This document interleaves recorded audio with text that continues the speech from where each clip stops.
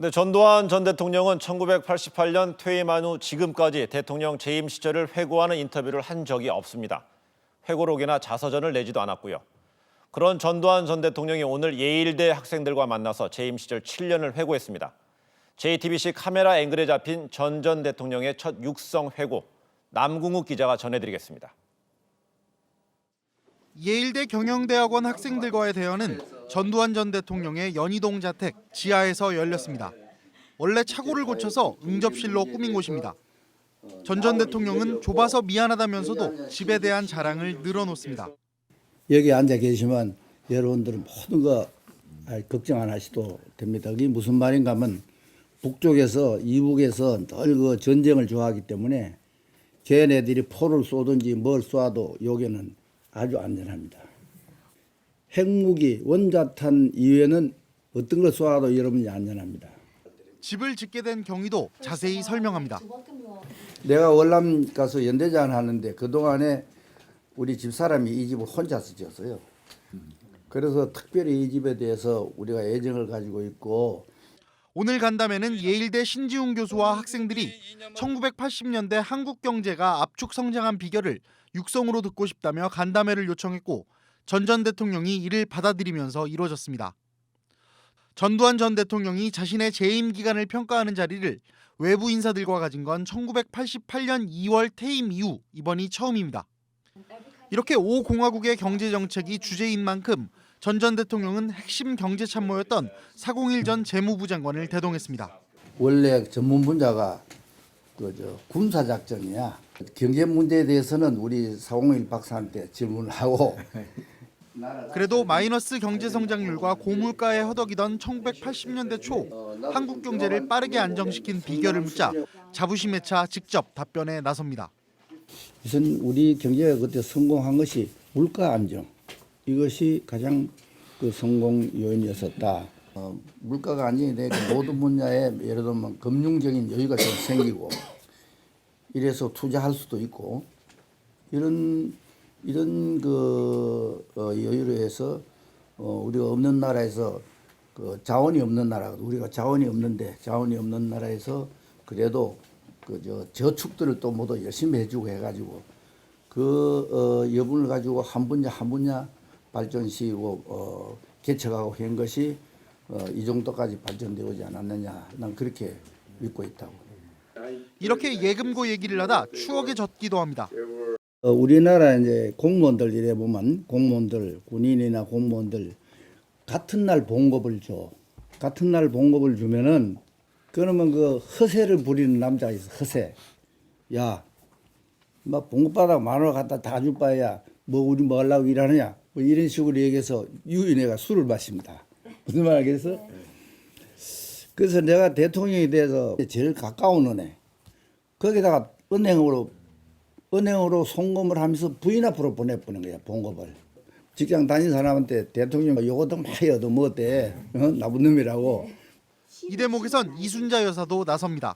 지금 조금 전에 대통령께서는 재밌게 말씀하시느라 그렇게 하셨지만 이제 월급까지도 바로 그냥 부인 은행에다 넣는 거를 해서 예금고를 올리려는 노력을 정부 주도형으로 했기 때문에 예금고가 33%인가 올라가 가지고 자립 성장이 가능하게 된다.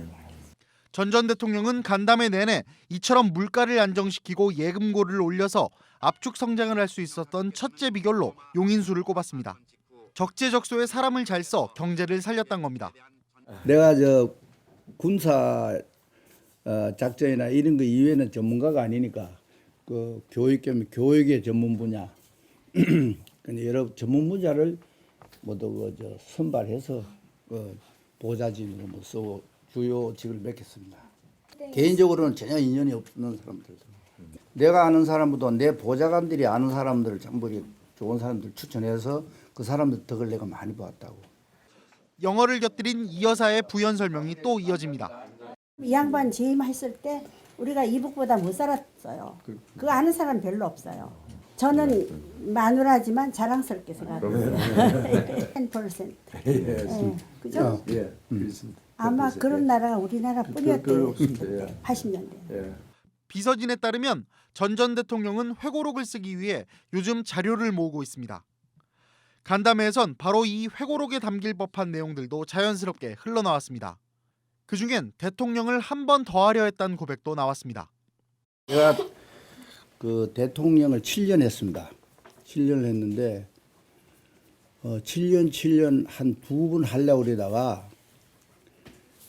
우리나라 이거 선배 대통령들께서는 예를 들면 뭐 4년 2번 한다 해놓고는 또 뭐 3번 4번 하려다가 여러 가지 정치 혼란이 생기고 이래서 7년 2번을 하려고 불란서식으로 7년 2번 하려고 그러다가 잘못하면 내가 그 빠져서 7년 3번 해야 되겠다. 4번에 이런 또 모순에 빠진다든지 아주 그 불행한 사태가 일어날까봐 딱 나는 7년만 해서요. 그래서 내가 이제 7년을 딱 하고 시범을 보이고 모범적으로 한번 하고 그다음 내 후임 대통령들은 5년씩만 해라 이랬는데 지금 와서 생각해 보니까 그분들에게도 7년을 하도록 해줘야 되는데 5년을 한 것이 내가 지금 와서는 상당히 그 후회가 된다고. 너무 짧아. 5년은 너무 짧아. 7년 단임제 약속을 지키고 민주적으로 정권을 이양한 건 전두환 전 대통령이 잘했다고 평가받는 부분입니다. 하지만 1980년대 초 정치적 혼란기에 집권을 하게 된 과정은 여전히 정치적 논란을 빚고 있는 대목입니다. 전 대통령은 이에 대해선 구체적으로 언급하지 않았습니다. 다만 대통령이 되는 게 처음부터 목적은 아니었다는 주장을 내놨습니다. 누구나 다 무슨 일을 맡으면 거기에 대한 그 연구를 하고 어떻게 해야 되겠다 하는 이런 구상을 하고 하는 건데 내가 이제 원래는 사람이 대통령이 되겠다 하는 이런 목표가 있어가지고 대통령이 됐으면 내가 이보다 훨씬 더 잘했을 거야. 더 잘했을 텐데 그 전임 대통령께서 급작스럽게 돌아가시고 그 사건을 내가 책임지고 조사를 하고 하다 보니까 그 내가 대통령이 됐어요. 대통령이 돼서 그때부터 대통령 공부도 하고 뭐 그런 대로 실패하지 않고 끝난 것을 대단히 감사하게 생각한다고. 재임 기간 동안 군사적 통치를 했다는 비판에 대해서도 다른 목소리를 냈습니다. 나는 군인 출신이니까 민주주의도 군인식으로 할 위험성이 있는데 401 장관 같은 분이 옆에 있어서 미국에서 교육받고 이래 와서 아주 최선을 다해 좀 거의 미국식과 같은 민주주의를 했다고 내가. 전 대통령은 한국이 계속 핵무기를 개발했다면 어떻게 됐겠느냐는 질문도 받았습니다. 그에 대한 그의 답변은 이랬습니다. 답변엔 뼈있는 농담도 섞였습니다. 우리나라 같은 경우에는 핵 보유를 할 필요가 없어. 왜냐하면 우리가 가장 친한 미국이 핵 보유를 다 하고 있고 이북이 지금 핵 보유를 하고 있는데 저 사람들은 빨리 이거 없애지 않으면 자기네 자살하는 거야. 지금 소련이 그 위협을 느낀다고. 또 중국 스스로도 위협을 느껴요. 어떤 사람이 이북에 그 김정일이 술 한 잔 먹고 취해가지고 기분 나빠 쏘아버리면 북경 다 날아가잖아. 이렇게 간간히 유머 감각도 발휘했습니다. 너무 어려운 질문 안 했으면 좋겠어. 공부를 안 했기 때문에. 원자재가 충분히 있으면 뭐 이것보다도 훨씬 우리가 세계 제일 잘 사는 나라가 되지. 어디 좋은 데 있으면 하나 소개해달라. 전두환 전 대통령은 재임 중 국정 철학이 무엇이었느냐는 질문에 권력이 남용되지 않는 사회라고 강조했습니다.